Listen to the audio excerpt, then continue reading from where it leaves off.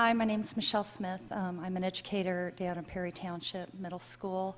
I'm certified to teach science and English. I also have certification in teaching ELL.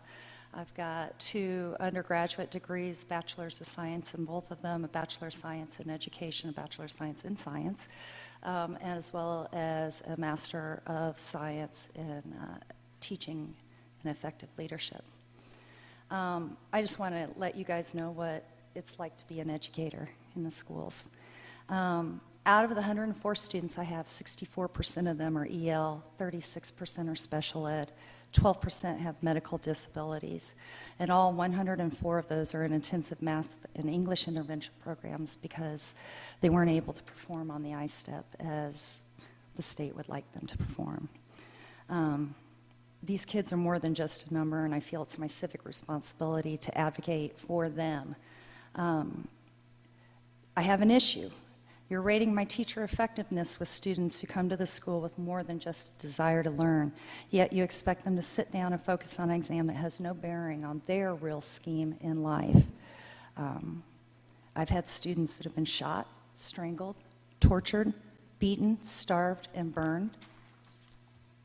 I've had students that have seen their parents, their siblings, their entire families massacred, hacked to pieces with machetes.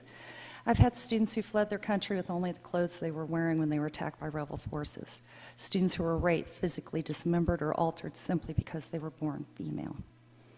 I had these students who have lived in garbage dumps, begged for food, and have eaten dirt. All of this before even entering the United States.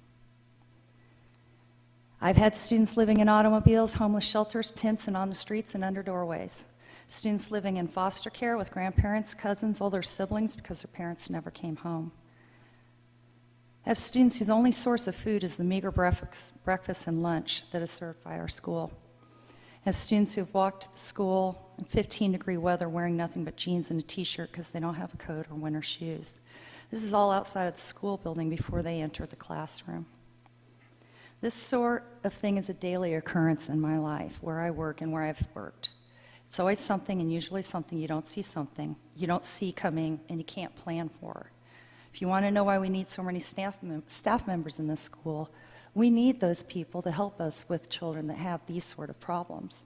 And when the majority of my students are those children, I need that support, no matter how good of a teacher that I can be. I think it's important for you to know that I'm not just a teacher, and I don't define myself as such. I'm also a former service member. I served in the Army. My job was in military intelligence, and I was a Korean linguist. And so I do understand a lot about how the government works, especially coming from the Army.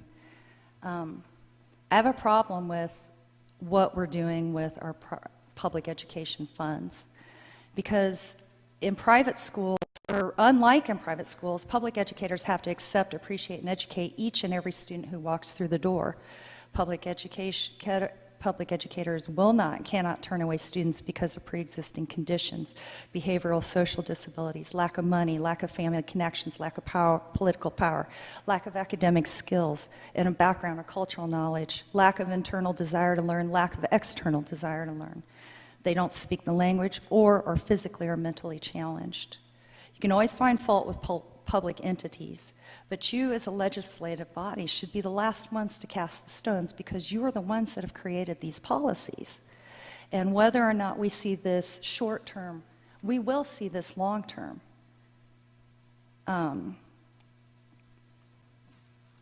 We can't continue to tear down public education and say that we're helping it by providing more money to vouchers for charters and private and religious education.